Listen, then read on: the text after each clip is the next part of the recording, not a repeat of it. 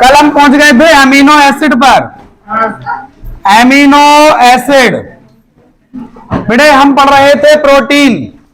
Protein क्या है तो हमने पढ़ा था प्रोटीन अमीनो अम्ल के बहुलक हैं। क्या है प्रोटीन? प्रोटीन अमीनो अम्ल का बहुलक है। बहुलक बोले तो जो बहुत अधिक संख्या में मिलकर बनते हैं। आजाद, ठीक है। प्रोटीन क्या है? अमीनो अम्ल का बहुलक है। अच्छा, अमीनो अम्ल क्या है? अब हम आ गए हैं अमीनो अम्ल। अब अमीनो अम्ल के बारे में समझ लीजिए। हम पढ़ रहे थे बेटा अमीनो अम्ल और हम लोगों ने पीछे पढ़ा भी है। यदि आप लोगों ने ध्यान दिया हो अमीनो अम्ल के बारे में, आ जाओ, आते जाओ आते जाओ। अमीनो अम्ल किसे कहते हैं? सबसे पहली चीज है यह दो भागों से मिलकर बना है। पहला काहे से मिलकर बना है? अमीनो। और दूसरा क्या है बेटा? तो हमेशा साहिल याद रखो यह दो भागों से मिलकर बना है, यानी इसमें दो चीजें हैं।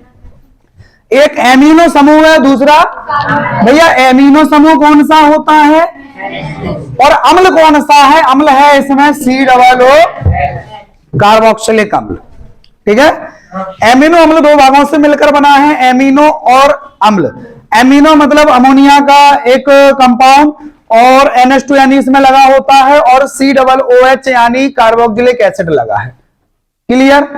ठीक है।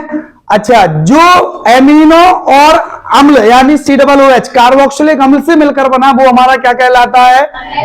एमिनो अम्ल। और इसका फॉर्मूला हम क्या लिख सकते हैं? देखो, एक तो इसमें ये CHO हो गया। अच्छा, इस H को हम तोड़कर भी बेटा ऊपर लिख सकते हैं। एक इसमें एल्काइल कंपाउंड लगा हुआ है, बोलिए ठीक है, एक एल्काइल है। एक आपका एमिनो है यानी आपका NH2 ग्रुप है और एक आपका क्या लगा हुआ है? C+OH ग्रुप है। ये आपका क्या कहलाता है? एमिनो अम्ल। ठीक है।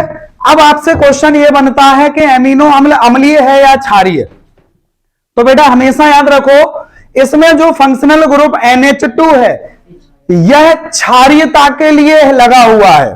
ठीक है, इसकी वजह से ये क्षारीय होना चाहिए, लेकिन इसमें कौन सा लगा हुआ है? C+OH यानी कार्बोक्सिलिक अम्ल, तो ये अम्लीय होना चाहिए।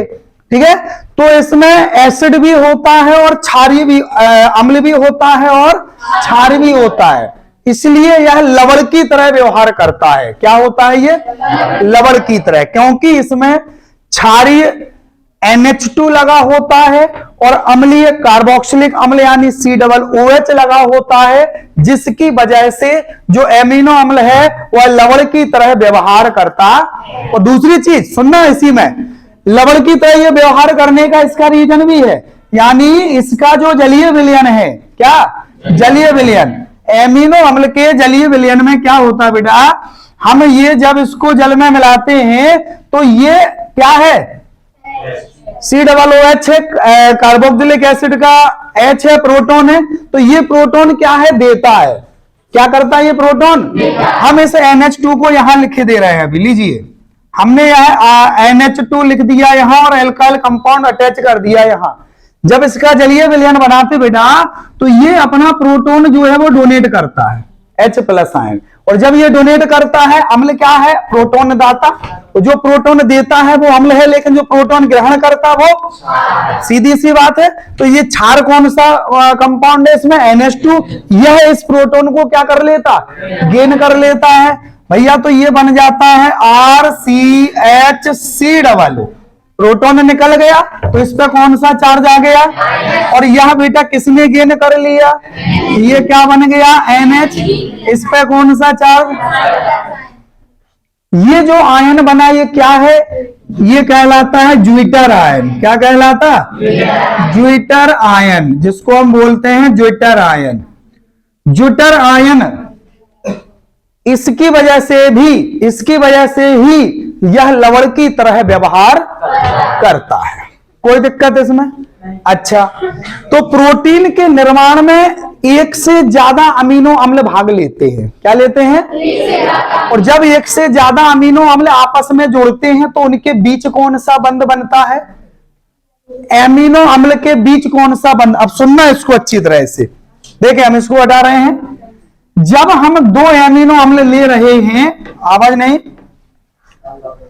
तो ये आपस में जोड़ना है। हमने लिखा यहां, आवाज नहीं, हमने लिखा NH2CHRCOOH, एक एमिनो एसिड हो गया भैया। हमने दूसरा भी ले लिया इसके साथ, हमने लिखा HRCOOH,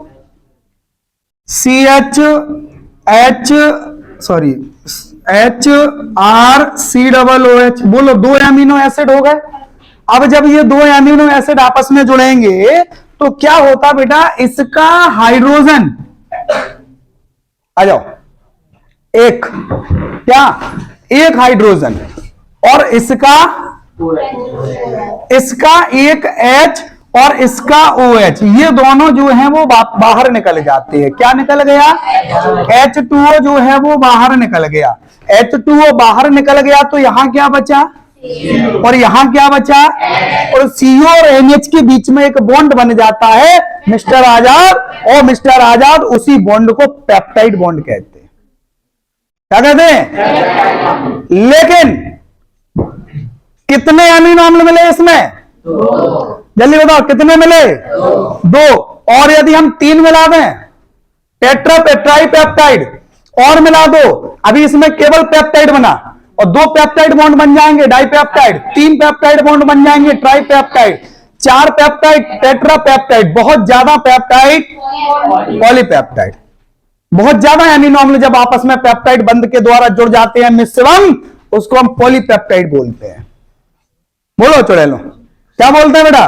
पॉलीपेप्टाइड बोलते हैं। यानी जिस H2O निकाल दो बेटा तो क्या बचेगा, यहां देखो गौर से, NH2CHR, ये क्या बचा? CO, और ये क्या बचा? NH, ये आपका CHR और COOH। ये जो हमारा बेटा इनके CO और NH के बीच में जो बॉन्ड बना, इसको हम पेप्टाइड बंध कहते। बोर्ड एग्जाम में क्वेश्चन आता है पेप्टाइड बॉन्ड किन के मध्य बनता है, तो आप लिखोगे एमिनो अम्ल के CO और NH के बीच जो बंध बनता है वह पेप्टाइड बंध कहलाता।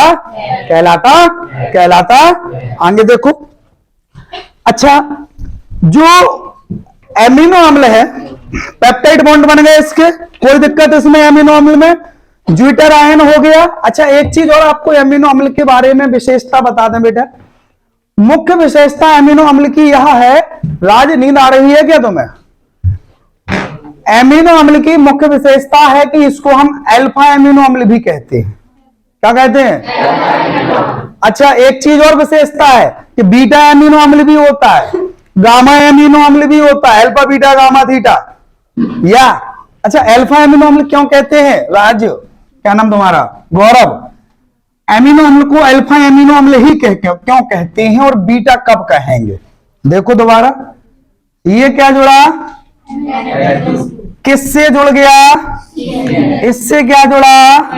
यहां क्या जोड़ दिया? ठीक है, इस H को आप ऊपर की साइड भी अटैच कर सकते हो सर, लीजिए। तो ये जो कार्बन है, ये कौन सा कार्बन है?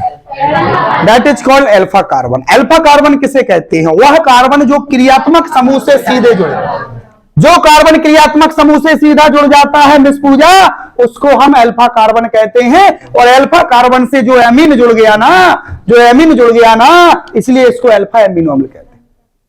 बोलो मैडम, बोलो बेटू, कैसी रही? अच्छी रही? राज समझ लो आज। अच्छा बेटू आजाद, हमने इसमें, अब बताओ, हाँ नहीं, अब बताओ ये कौन सा एमिनो अम्ल है? क्यों? बिल्कुल सही, बिल्कुल, बहुत होशियार बच्चा है। इसके मन की भावनाओं से समझ जाओ कि आंसर सही देना चाहता है। हाँ, कभी कभी क्या होता है कि हमारे जबान पर शब्द नहीं मिलते हैं, कोई चीज हमसे कुछ पूछता है तो हमें बोलने के लिए शब्द, हम बोलना तो बहुत कुछ चाहते, निकले ही नहीं रहे अंदर से, मतलब हमें वर्ड नहीं मिल रहा, हम क्या बोल दें इनके लाने। हम तुम्हारे बारे में पूछें, कोई हमसे तुम्हारे बारे में पूछे, दीपा, कोई मिल जाए तुम्हारे देखने वाले आए हमारे पास, वो के सर आपने तो दीपा को पढ़ाया है, आप बताइए दीपा कैसी मोड़ी है, कैसी लड़की है, तो हमें शब्द ही नहीं है इनके लाने। हम कहें बहुत ही अच्छी लड़की है, थोड़ा कद छोटा है लेकिन अच्छी लड़की है, पढ़ती भी खूब थी, बहुत इंटेलिजेंट गर्ल, बस कद छोटा है, बॉर्नवीटा पिएगी लंबी हो जाएगी। तो शब्द कुछ मिल गए लेकिन कुछ और विशेषता पूछे और स्पेशलिटी, अब हमें क्या पता। यदि हम बताना भी चाहें तो हम वर्ड ढूंढेंगे, हम कौन से वर्ड ढूंढ देने के लिए। अब जैसे बॉबी के लाने पूछ ले वो तो बॉबी दे वाले, चलो बॉबी, ये कौन सा है, बीटा, एक कार्बन और आगे लग जाएगा गामा, क्लियर। अच्छा, प्रोटीन जिन संरचनाओं से मिलकर बनता है वह केवल अल्फा एमिनो अम्ल है, इतना याद रखना। आपसे पूछे प्रोटीन को तोड़ने पर जो, अच्छा प्रोटीन जब टूटता है ना उस क्रिया को प्रोटीन का विकृतीकरण कहते हैं। अगला आप बता रहे, अभी आगे टॉपिक है इसका, ठीक है। तो जो प्रोटीन है वो अल्फा अमीनो अम्लों से मिलकर बनता है, क्लियर। अब हम आते हैं प्रोटीन पर। प्रोटीन क्या है Anjali, what is the protein? Amino अम्लों के बहुलक को प्रोटीन कहते हैं। मनुष्य के शरीर के लिए, जीवधारियों के शरीर के लिए बहुत लाभदायक होते हैं। दाल और ये पनीर, मक्खन, इनमें सब प्रोटीन बहुत सारी मात्रा में मिलता है, मांस, मछली, ठीक है, ठीक है। प्रोटीन कितने प्रकार का होता है हम लोगों ने ये पढ़ा है बेटा, किस बेस पर? तो परमाणुविक आकृति जो है उसकी आकृति के, परमाणुविक आकृति के आधार पर प्रोटीन दो प्रकार का होता बेटा। हम जो बता रहे वो सुनो पहले, केवल प्रोटीन परमाणुविक आधार पर प्रोटीन दो प्रकार का होता है। पहला होता है रेशेदार प्रोटीन, रेशेदार प्रोटीन, और दूसरा गोलाकार या गोलिकाकार प्रोटीन। रेशेदार को हम फाइब्रस प्रोटीन भी बोलते हैं। क्या? फाइब्रस प्रोटीन, फाइबर जानते हो ना, बोलो फाइबर जानते हो ना, फाइब्रस। और इसको हम क्या बोलते हैं? गोलिकाकार प्रोटीन को ग्लोब्यूलर प्रोटीन कहा जाता है। अब रेशेदार प्रोटीन को फाइब्रस प्रोटीन बोलते हैं, गोलिकाकार को ग्लोब्यूलर प्रोटीन बोलते हैं। क्या होता है रेशेदार प्रोटीन बेटा? बताओ जल्दी से क्या होता है, तो सुन लो। जब पॉलीपेप्टाइड श्रृंखलाएं जो है वो समांतर होती हैं, कैसी होती है? समांतर। और इनके बीच याद रखना हाइड्रोजन बंध और डाइसल्फाइड। कौन सा बंध? हाइड्रोजन बंध और डाइसल्फाइड बंध। यह हाइड्रोजन बंध और डाइसल्फाइड बंध से आपस में जुड़ी होती हैं, ठीक है, और एक रेसी जैसी संरचना बना लेती हैं। इसी को रेशेदार प्रोटीन, जो पॉलीपेप्टाइड चेन होती है, पॉलीपेप्टाइड श्रृंखलाएं होती हैं, जब वो आपस में सीधी समानांतर सीरीज में जुड़ती हैं, ठीक है, तो यह कैसे जुड़ जाती है? हाइड्रोजन और डाइसल्फाइड बंध से जुड़ जाती हैं और एक रेसे जैसी स्ट्रक्चर बना लेती हैं सीधी, जिसको हम रेशेदार प्रोटीन बोलते हैं। और सबसे इंपोर्टेंट इसका है, यह जल में कैसी हैं? आविले हैं बेटा। ये पानी में डिसॉल्व नहीं होती हैं। क्या ये जल में घुलती हैं? बोलो, ठीक है। इसके एग्जाम्पल अपन ने लिखे थे, इसके एग्जाम्पल क्या लिखे थे? केराटिन और मायोसिन। ये दो प्रोटीन आपको याद रखना है जो फाइब्रस प्रोटीन के एग्जाम्पल है, केराटिन और मायोसिन। यह प्रोटीन क्या जल में विलय है ना, क्योंकि यह रेशेदार प्रोटीन, ये ऊन के जो प्रोटीन होते हैं ना, ये जल में नहीं डिसॉल्व होते हैं। दूसरा है ग्लोब्यूलर प्रोटीन। ग्लोब्यूलर प्रोटीन बोले तो गोलिकाकार प्रोटीन या गोलाकार प्रोटीन, ठीक है, ये जल में विलय होती है। और सबसे मेन चीज है कि इनकी जो संरचना है वो छल्ले जैसी गोल बन जाती है। जब पॉलीपेप्टाइड संरचनाएं बंधों, हाइड्रोजन बंधों के द्वारा कैसी संरचना बना लें? गोल या छल्लेदार संरचना बना दें, उन्हें ग्लोब्यूलर यानी गोलिकाकार प्रोटीन कहते हैं। जैसे इंसुलिन, इंसुलिन है क्या है? इनुलिन, सॉरी, इंसुलिन और एल्बुमिन है ना, इंसुलिन, हाँ, जैसे इंसुलिन और एल्बुमिन, ये जो प्रोटीन है वो आपके ग्लोब्यूलर प्रोटीन के एग्जाम्पल है। इंसुलिन और एल्बुमिन प्रोटीन एग्जाम्पल याद रखना है, क्योंकि बोर्ड एग्जाम में एक नंबर का तो एग्जाम्पल आ जाता है। ग्लोब्यूलर प्रोटीन के तो एग्जाम्पल बताओ, इंसुलिन और एल्बुमिन।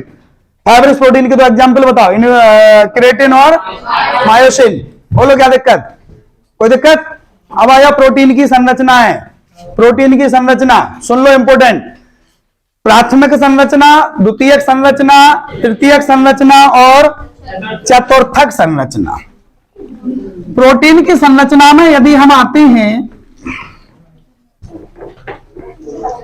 तो प्रोटीन की जो पहली संरचना है बेटा वो है प्राथमिक संरचना। क्या है?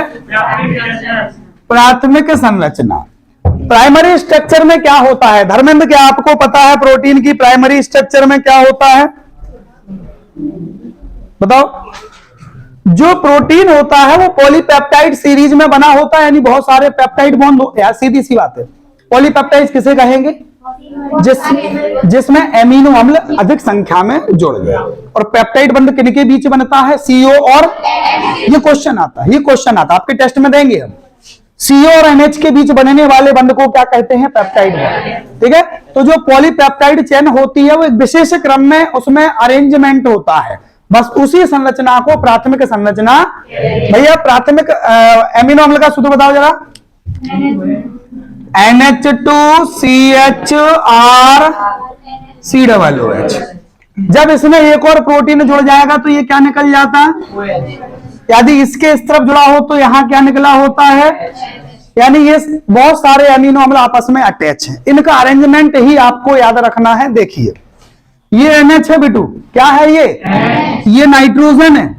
नाइट्रोजन से 2 हाइड्रोजन जुड़े हैं, एक हाइड्रोजन तो ये जुड़ गया, एक आगे जुड़ा है, समझ लीजिए। ठीक है। अच्छा, इसके साथ क्या जुड़ा है? कार्बन। कार्बन से क्या जुड़ा है? और भैया एक हो गया H और एक हो गया एल्काइल कंपाउंड। अब क्या जुड़ा है?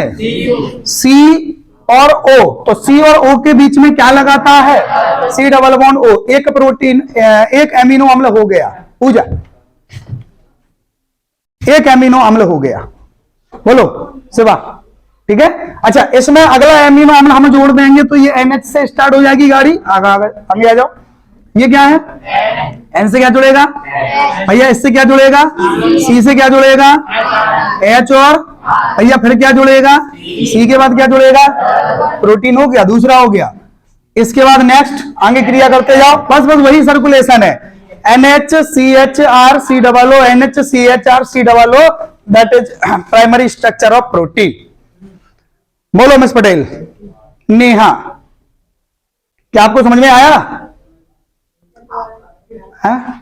दोबारा समझा? बिल्कुल करेक्ट आंसर ऐसे ही आना चाहिए। हम 2 घंटे समझाते रहे, एंड में पूछे सर एक बार और। वैसे बीच में नहीं बोलोगे समझ में आया है नहीं। मानव कल क्यों नहीं आए थे? कल आए थे, परसों क्यों नहीं आए थे? कंटिन्यू आओ। परसों मतलब सैटरडे, संडे बीच में तो हमसे नहीं कहा था, छुट्टी थी। एक चीज याद रखना, कंटिन्यूटी रखो अब, क्योंकि बोर्ड एग्जाम आपकी खोपड़ी पर है। टाइम आपको बचा नहीं है। दिन कितने बचे हमने बता दिया? दिन बहुत कम हो गए, अब और कम होगा 4-5 दिन। लेसन जाके कहां है? लेसन आपका कोई वर्किंग कंडीशन में नहीं है। एक आध किसी ने खत्म कर लिया हो, अच्छी बात है। टाइम कम, टॉपिक ज्यादा है। जितना ज्यादा पढ़ोगे उतना ही मजा आएगा। और सबसे बड़ा फायदा इस समय ये होता है, आपका लगभग हर सब्जेक्ट में सिलेबस कंप्लीट हो चुका होगा, और ना हुआ हो तो होने वाला होगा। आपको जो पढ़ना है वो पिल के पढ़ो, रगड़ के पढ़ो, भयंकर पढ़ो। क्योंकि जितना पढ़ोगे, ये 2 महीने हैं, दिसंबर और जनवरी, सब कुछ त्याग दो। समझ लो ये जिंदगी की जो 12th क्लास है उसके बस यही सब कुछ है। सब भूल जाओ, कोई है हमारा आगे या पीछे। घर में जाओ, गेट लगा दो, कमरे में अंदर घुस जाओ। मम्मी पापा के जाने का होगा आज मोड़ा को, टेंशन में आज मोड़ा है, सुना कछु कर बैठे जंगला पे। सब लोग ऐसे खड़े रहे, मोड़ा बच्चा क्या कर रहा हो? तुम किताब खोल के बैठ जाना। मम्मी पापा और टेंशन में उत्तरी, साल भर से तो पढ़ा नहीं, आज का हो गया ये। कहां जाना बेटा? जाओ। और परेशान के अब क्या हो गया? ये क्या हो गया? साल भर से तो पढ़ा नहीं है बच्चे ने, अब क्या पढ़ेगा? किसने कहा कह दी वहां मोड़ा से? हाल मास्टर के पास फोन कहा, तुमने कछु कहिए का मोड़ा से? यार वो पढ़ने लोग ऐसे कैसे हो रहा? पहले कहा नहीं क्या पाइए। तो एक्चुअली होता क्या है, स्टूडेंट का दिमाग भी बहुत कम काम करता है। F2 दबाना बेटा। स्टूडेंट F1, स्टूडेंट का दिमाग भी कब काम करता है? जब बोर्ड की स्कीम खोपड़ी पे आ जाती। कहां आ जाती है? अभी तुम्हारा दिमाग अभी भी काम नहीं कर रहा। जैसी डेट शीट आ जाएगी, स्कीम आ जाएगी, तुम्हारे दिल की धड़कन, दिल धक धक करने लगा, बोर्ड की इसकी माई धड़कन बढ़ी। चलो टॉपिक पे आओ। प्राथमिक संरचना, कोई दिक्कत? कोई दिक्कत? कोई दिक्कत? बोलो जल्दी, प्रतीक्षा क्या दिक्कत है? प्रतीक्षा क्या दिक्कत, जल्दी बोलो।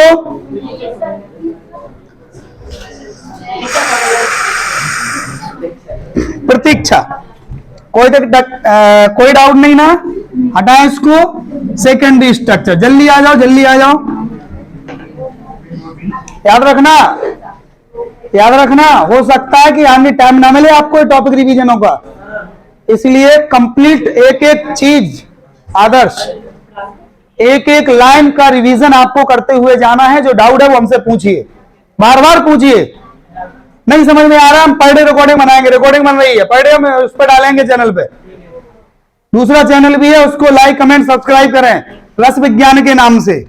चैनल का नाम है रस विज्ञान, इस पे डलेगा ज्यादातर वीडियो। हाँ ठीक है, तो सुने सुने सुने मिस्टर मानव, कौन सी संरचना? द्वितीयक संरचना।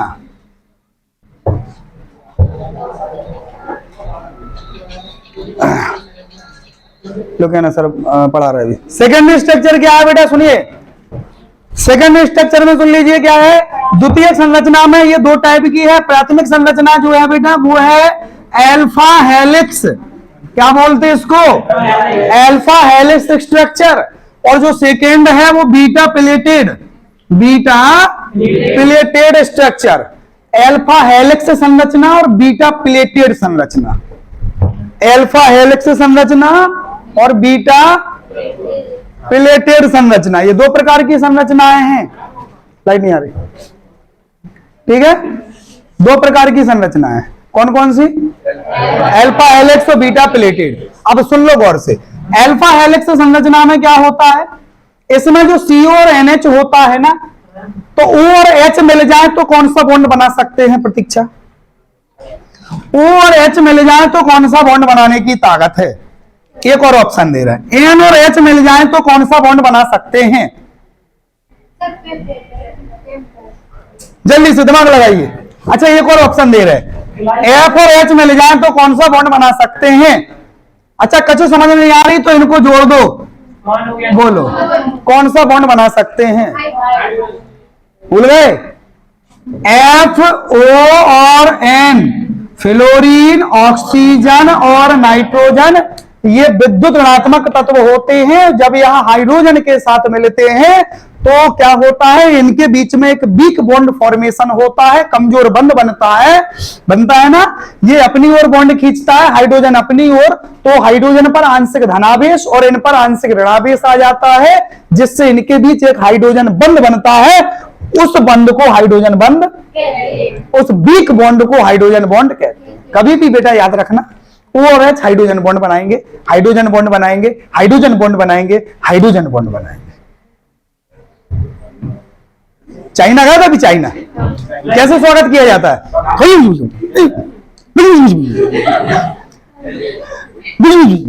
गेट पे खड़े हो जाएंगे, आप आएंगे, आपका सम्मान है, पूरा सिर झुका के सम्मान है।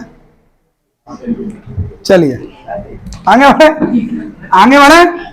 तो बेटा एल्फा हेलिक्स में, नेहा पटेल, एल्फा हेलिक्स में, राजकुमारी, एल्फा हेलिक्स में जो संरचना बनेगी उसमें हाइड्रोजन बंध के द्वारा ही आपस में जुड़े होते हैं। किसके द्वारा? अब थोड़ा संरचना देख लो, थोड़ा अच्छी नहीं बनेगी हाथ से, लेकिन कोशिश करेंगे अच्छी बनाए। आप लोगों को हमसे अच्छी बनाना है, हम चाहे ऐसी बनाए, आपको बहुत अच्छी बनाना है।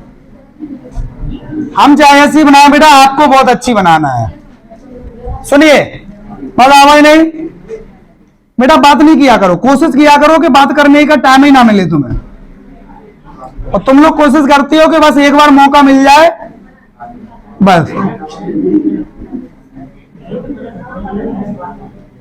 ये डीएनए की संरचना नहीं बन रही, आपको डीएनए जैसी लगेगी, ये डीएनए की संरचना नहीं है। इसमें क्या होता है जरा गौर से सुनिए, गौर से सुनिए। ये आपका C है, क्या है? कार्बन। कार्बन काय के द्वारा जुड़ा हुआ है? ऑक्सीजन से।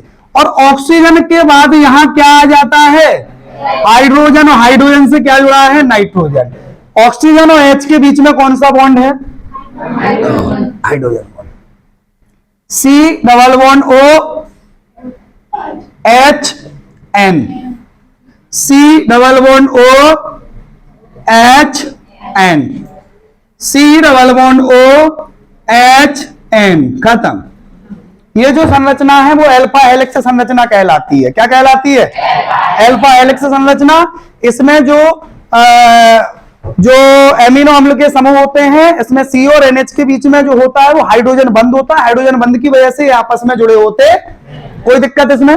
देख लीजिए एक बार अच्छी तरह से। C और NH के समूह के मध्य हाइड्रोजन बंध होता है। कोई दिक्कत हो तो बताइए। अब आ जाएंगे अपन लोग बीटा प्लेटेड। बीटा प्लेटेड संरचना में क्या होता है कि दो तीन जो एमिनो अम्ल होते हैं, दो तीन सर्किल में होते हैं। हमने आपको बना के बताया था साइड में, ठीक है। इसकी संरचना एक बार और पूरी डिटेल में, क्योंकि इसमें थोड़ा टाइम लगेगा, अभी टाइम हम कम ले रहे हैं, इसके बाद आगे आते हैं थोड़ी सी। अब आते हैं अगली, प्रोटीन का विकृतीकरण। द्वितीयक के बाद तृतीयक संरचना है, उसके बाद चतुर्थक संरचना। तृतीयक संरचना आपकी सीधी है। देखो ये आपने बनाई होगी, क्या बोलते हैं इसको, ये आपने बनाई होगी ये, और आपने ये चतुर्थक संरचना है। लीजिए, हाँ, नॉर्मल देखने की दृष्टि से होते बहुत सारे अमीनो अणु एक गुच्छे के रूप में जुड़ जाते हैं, जिसको चतुर्थक संरचना बोलते हैं। आपको प्राथमिक संरचना, द्वितीयक संरचना में बीटा हेलिक्स संरचना और बीटा प्लेटेड संरचना को अच्छी तरह से याद रखना। अब आते हैं प्रोटीन का विकृतीकरण। प्रोटीन का विकृतीकरण किसे कहते हैं? कौन बताएगा? अगला टॉपिक है प्रोटीन का विकृतीकरण। विकृतीकरण का मतलब क्या है? टूटना। प्रोटीन का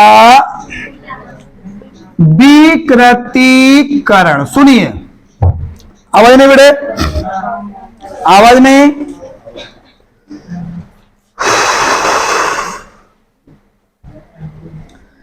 जब प्रोटीन की भौतिक या रासायनिक संरचना में कोई परिवर्तन करते हैं, क्या करते हैं?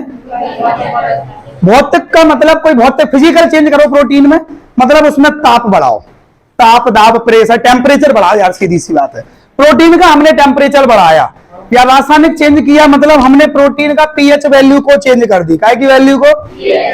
तो जैसे प्रोटीन में कोई चेंज करते हैं, फिजिकल या केमिकल, सीधी भाषा में अपन लोग लिखते हैं कि प्रोटीन को गर्म करने पर, सीधी भाषा में लिखा जाता है, प्रोटीन को गर्म करने पर प्रोटीन अपने छोटे छोटे अणुओं में टूट जाता है, उसको ही प्रोटीन का विकृतीकरण कहते हैं।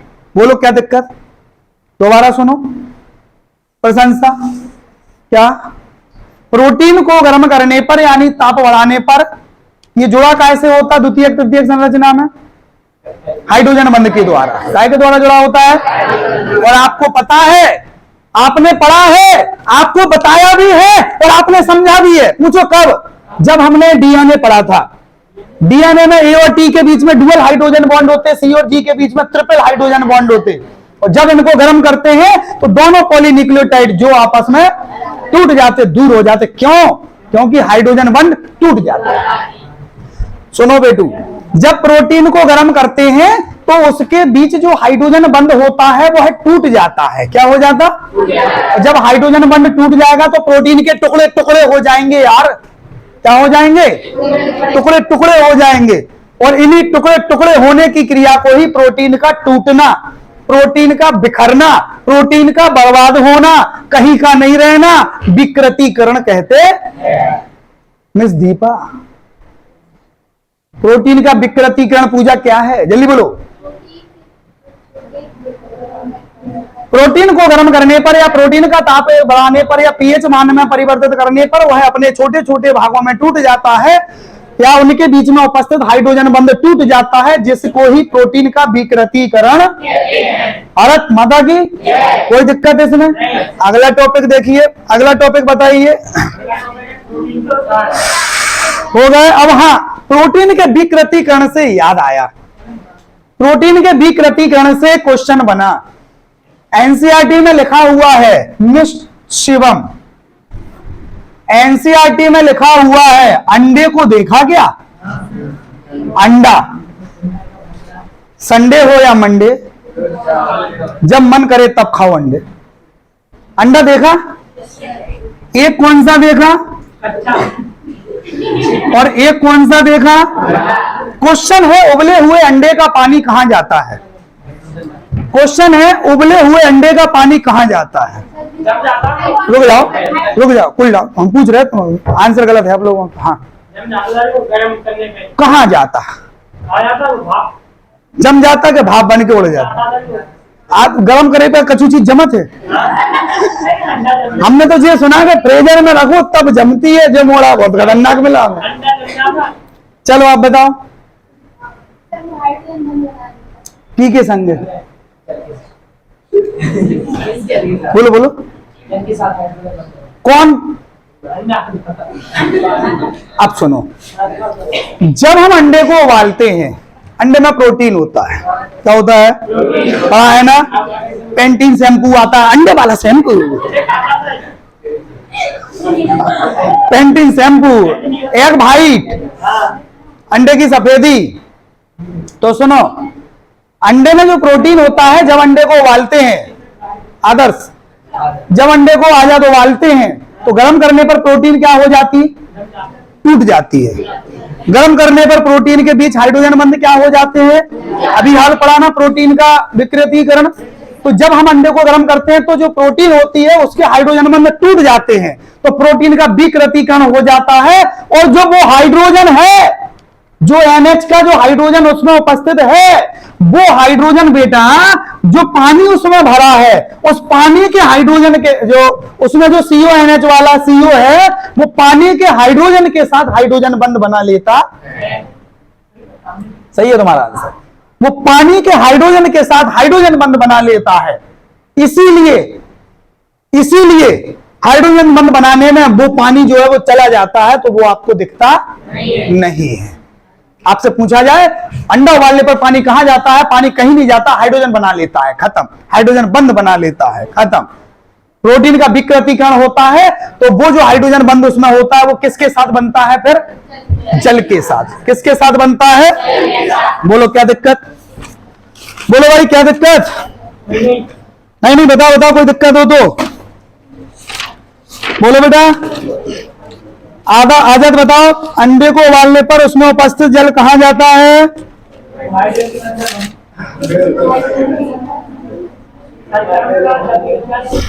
हैं?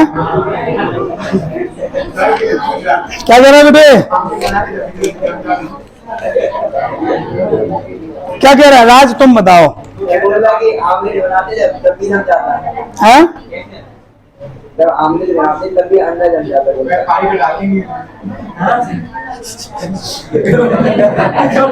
अच्छा एक चीज और बताओ, आप पानी कहाँ डालते? पानी कहाँ डालते आमलेट बनाने में? क्या आमलेट बनाने में पानी डाला जाता है? अच्छा एक चीज बताओ, हमने प्रोटीन की 3 संरचना पढ़ी, प्राथमिक, द्वितीयक, चलो 2 पढ़ी। प्राथमिक संरचना में क्या हाइड्रोजन बंध है? क्या बना था? पेप्टाइड बॉन्ड बना था CO और NH के बीच। चलो ठीक है। अच्छा द्वितीयक संरचना में हाइड्रोजन बंध बना, तृतीयक संरचना में भी हाइड्रोजन बंध बना। तो सुनना, प्रोटीन जब गर्म किया जाता है तो प्रोटीन की द्वितीयक और तृतीयक संरचना हाइड्रोजन बंध टूट जाता है, लेकिन प्राथमिक संरचना नहीं टूटती है उसकी। क्या नहीं होती है? प्रोटीन की द्वितीयक और तृतीयक संरचना का जो हाइड्रोजन बंध है वो टूट जाता है। तो जो हाइड्रोजन बंध टूट गया, जो विकृत प्रोटीन, यानी प्रोटीन का विकृतीकरण पढ़ाना अपन ने, जो विकृत प्रोटीन है, टूटा हुआ प्रोटीन है, वो जल के साथ नए हाइड्रोजन बंध बना लेता है। इसी वजह से वो पानी हमें नहीं दिखाई देता, वो पानी जम जाता हाइड्रोजन बंध के रूप में। इसी प्रकार एक और क्वेश्चन उसी से बनाया, शायद एनसीईआरटी से आपने धोखे में पढ़ा हो तो। क्वेश्चन है दही वाला, दही देखा? दही का जमना, दूध में कौन सी शुगर होती है? लैक्टोज। दूध में कौन सा बैक्टीरिया डाला जाता है दूध से दही बनाने के लिए? दूध से दही बनाने के लिए लैक्टोबैसिलस। कुछ याद आया? जो लैक्टोबैसिलस जीवाणु होता है, वो दूध की प्रोटीन को तोड़ देता है। क्या कर देता है?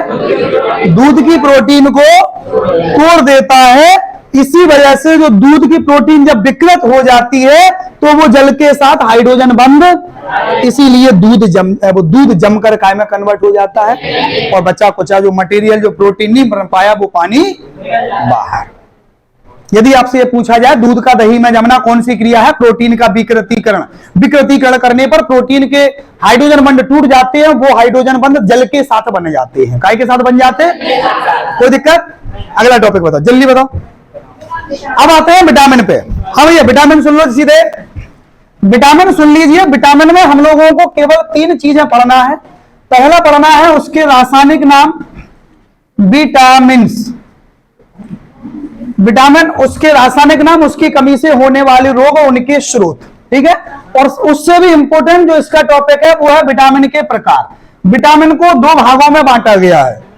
विटामिन के भाग, विटामिन को 2 भागों में बांटा गया। पहले हमारे सिलेबस में जो विटामिन है वो vitamin A, vitamin B1, B2, B3, B6, B12, इसको हम बोलते हैं बी कॉम्प्लेक्स, ठीक है। Vitamin C, vitamin D, vitamin E, vitamin K, ठीक है। इतने हमारे विटामिन है। अभी हम इसको इतना आइटम पढ़ रहे हैं बस केवल। Vitamin A, vitamin B1, C, D, E, K, ABCD, E, K, ABCD, ABCD, ABCD। भैया विटामिन को 2 भागों में बांटा गया है विलेयता के आधार पर, जल में घुलनशील विटामिन और वसा में घुलनशील विटामिन। जल में घुलनशील विटामिन और हमने आपको बताया था बेटा कि हमने क्या कहा था ना कि जो वसा में घुलनशील विटामिन होता है वो कौन सा होता है? कीड़ा। वसा में घुलनशील विटामिन कौन सा होता है? कीड़ा। Vitamin A, vitamin D, vitamin E, vitamin के वसा में घुलनशील विटामिन, और जो बचे हैं बी और सी वो काय में है? जल में घुलनशील विटामिन। बोर्ड के पेपर में क्वेश्चन आता है विटामिन सी को शरीर में संचित क्यों नहीं किया जा सकता है? लिखाया भी हमने, विटामिन सी को शरीर में संचित स्टोर क्यों नहीं किया जा सकता? क्योंकि विटामिन सी काय में घुलनशील है? जल में घुलनशील। जब हम विटामिन सी को खाते हैं, यानी हमने आंवला खाया, नींबू खाया, हमारे शरीर में विटामिन सी आया। आंवला खाया, नींबू खाया, विटामिन सी आया। हमने पानी पिया, वो घुल गया, अब पीते ही निकल जाता है।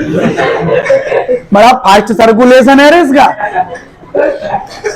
हमने पानी पिया, विटामिन सी जल में विलय होने के कारण उसमें घुल गया। कुछ समय के बाद वो टॉयलेट के रास्ते से बाहर, जल में घुलनशील होने के कारण विटामिन सी शरीर में संचित नहीं किया जा सकता है। इसीलिए बेटा आपसे कहा जाता है आंवला, नींबू, मौसमी, ये खट्टी चीजें खाते रहो। हर दिन एक ना एक दिन कुछ ना कुछ उल्टी सीधी खट्टी चीजें खाओ, सी की कमी हो जाएगी। हाँ दीपा सुनो, एक चीज क्लियर आजाद, राज क्लियर, सुन ले भाई कन खजूरे। अब आ जाए इनकी कमी से होने वाले रोग। अनिल अंबानी, विटामिन ए की कमी से हमने सुना है कि रतौंधी होता है और इसको जीरोथैल्मिया भी बोलते हैं। एक रोग जीरोथैल्मिया, जीरोथैल्मिया, जीरोथैल्मिया भी कहलाता है, ठीक है। विटामिन ए की कमी से रतौंधी, जीरोथैल्मिया।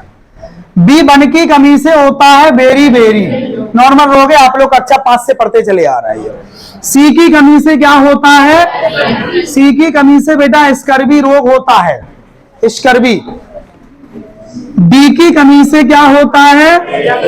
इसको हम सूखा रोग भी बोलते हैं, रिकेट्स यानी सूखा रोग होता है। और ई की कमी से बेटा बंध्यता भी बोलते हैं और जनन क्षमता में कमी भी बोलते हैं। क्या बोलते हैं? बंध्यता और जनन क्षमता में।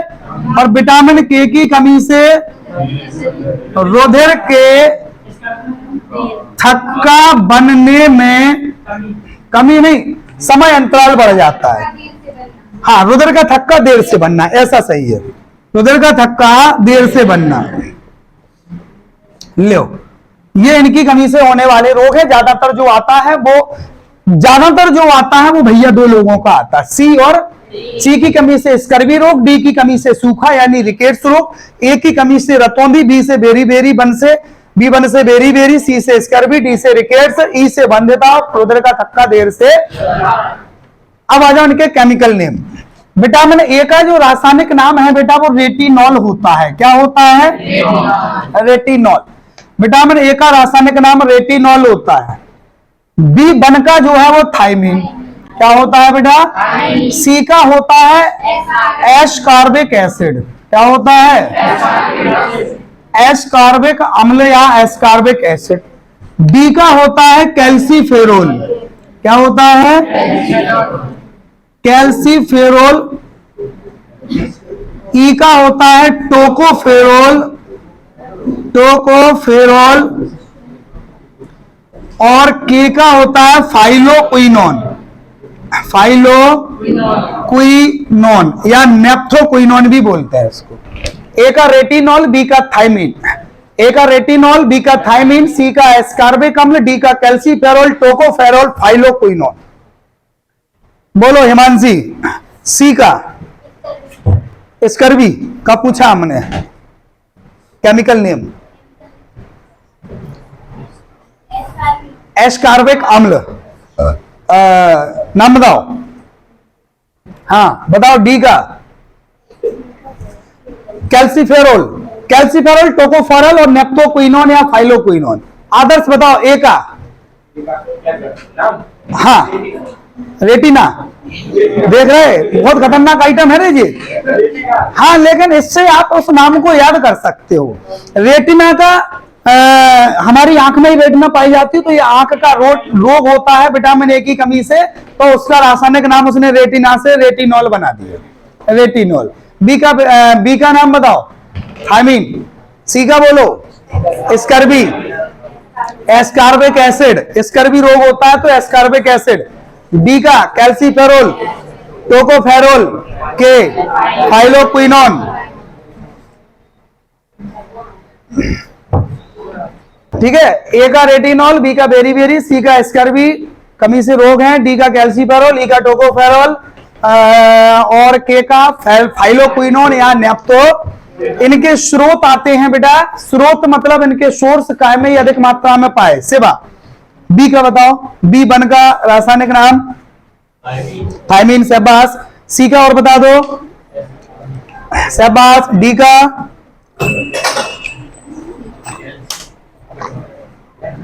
कैल्सीफेरोल। राज। ई का रासायनिक नाम। अच्छा ए का बता दो जल्दी। क्या पढ़ रहे हैं जब से बैठे बैठे? क्या बातें कर रहे हो? बातें करने के लिए आते हो यहाँ पे? चलो तो बताओ। बी का जल्दी बोलो। बी का जल्दी बोलो। B1 का थायमीन, सी का एस्कॉर्बिक अम्ल, डी का कैल्सीफेरोल, टोकोफेरोल, नेप्थोक्विनोन या फाइलोक्विनोन। इतने सिंपल नेम है यार, ये नहीं पढ़ पाओगे तो क्या पढ़ोगे? बोलो बोलो बोलो। चलो ठीक है, कोई दिक्कत है इसमें? Anybody problem? जल्दी बोलो। अगला टॉपिक बोलिए। इनके सोर्स भी पढ़ लेना बेटा। सोर्स क्या है? विटामिन ए ज्यादातर देखो ऐसा है, दूध, हरी सब्जी, मक्खन, घी, मक्खन, दूध, हरी सब्जी है। और मछली। मछली स्पेशल विटामिन ए के लिए है। मछली स्पेशल विटामिन ए के लिए है। मछली के यकृत या मछली के तेल में सबसे ज्यादा विटामिन ए मिलता है। गाजर में विटामिन ए होता है, बिल्कुल होता है। ठीक है। इसके बाद गाजर, मक्खन, दूध, इनमें विटामिन ए होता है। गाजर इस समय सर्दियां चल रही हैं, गाजर आ रही हैं। पर डे 1 या 2 गाजर सुबह और 1-2 शाम को खाइए। आपके जो नैना है वो कजरारे बने रहेंगे। हाँ मछली के तेल में बहुत जबरदस्त विटामिन ए होता है। अब आ जाओ B1। B1 है आपका दूध, हरी सब्जियां, दाल वगैरह। ठीक है। विटामिन सी आ जाओ। सी हमने पढ़ा है खट्टे पदार्थों में। खट्टे पदार्थों में भी सबसे ज्यादा आंवले में भी होता है। सबसे ज्यादा विटामिन सी बहुत ये बढ़ जाती है। हाँ ठीक है। तो विटामिन सी खट्टे पदार्थों में नींबू, संतरा, मौसमी। विटामिन जो डी होता है वो ज्यादातर सूर्य के प्रकाश से मिलता है, हमारा शरीर एब्जॉर्ब करता है। लेकिन विटामिन डी सबसे ज्यादा बच्चों जो 1 से 10 साल के बच्चे हैं वो सूर्य के प्रकाश से एब्जॉर्ब कर लेते। लेकिन आप घी, मक्खन, तेल, इनमें विटामिन डी से इनसे हमारा शरीर बॉडी को एब्जॉर्ब कर लेता है। इसके बाद जो ई है वो सब्जियों के तेल और गेहूं के अंकुरित, जो हरा गेहूं होता है जो खेत में उगती है गेहूं की बाल, उसमें सबसे ज्यादा विटामिन ई होता है। ठीक है, उसके बाद विटामिन के है जो हरे पत्ते वाली सब्जियों में पाया जाता है। अब आते हैं हम न्यूक्लिक एसिड। अगला है हमारा टॉपिक न्यूक्लिक अम्ल। न्यूक्लिक अम्ल एंजाइम भी है। न्यूक्लिक अम्ल अच्छा, इसके प्रोटीन से हमें याद आया, प्रोटीन में हमने शायद एक चीज ध्यान नहीं दी, यदि आप लोगों को याद है अमीनो अम्ल में, एमिनो अम्ल में बेटा दो चीजें हैं, एक आवश्यक एमिनो अम्ल और एक अनावश्यक एमिनो अम्ल। 20 प्रकार के जो एमिनो अम्ल हैं बेटा टोटल है, उसका संश्लेषण हमारी बॉडी कर लेती है। हमारे शरीर के अंदर अपने आप एमिनो अम्ल बन जाता। ये मामूली पेट नहीं है, एक तो ये पेट ही नहीं है, भंडार है रे जी, चाहे कुछ खाते रहो सब गायब, इसको हल्के में नहीं लेना। हमारे जो एमिनो अम्ल हमारे शरीर में बनते हैं वो अनावश्यक एमिनो अम्ल कहलाते हैं। कैसे? उनको हमें खाने की ठूसने की जरूरत नहीं है, क्योंकि बन रहे ना। अरे यार हमारे घर में मिठाई बन रही, मिठाई की दुकान है, तो क्या हमारी मिठाई आवश्यक है? कहीं से लेने की जरूरत है? बन रही, अंदर बन रही, अनावश्यक। 10 वो जो 10 एमिनो अम्ल हैं जो हमारे शरीर में नहीं बन रहे, उनको हम भोजन के द्वारा किसी ना किसी रूप में खाते हैं, तो वो हमारे लिए क्या कहलाते हैं? आवश्यक एमिनो। 10 एमिनो अम्ल जो हमारे शरीर में संश्लेषित होते हैं, टोटल 20 प्रकार के एमिनो अम्ल होते हैं, 10 प्रकार के एमिनो अम्ल हमारे शरीर में संश्लेषित होते हैं, इसलिए उनको हम अनावश्यक एमिनो अम्ल कहते हैं। और जो हमारे शरीर में 10 प्रकार के संश्लेषित नहीं होते हैं वो आवश्यक एमिनो अम्ल कहलाते हैं, उनको हम भोजन के द्वारा अपने शरीर में ग्रहण करते। ठीक है, इतना आपको कल रिवाइज करके आना है, कल टेस्ट आपका नहीं होगा। हम आगे का टॉपिक और आगे का लेसन इसको खत्म करा के कल आगे का लेसन स्टार्ट करेंगे, परसों टेस्ट लेंगे और वीडियो हम अपलोड कर देंगे। तो वीडियो को लाइक करें, कमेंट करें, सब्सक्राइब करें नए चैनल पे। बंद कर देना बेटा, स्टॉप कर दो।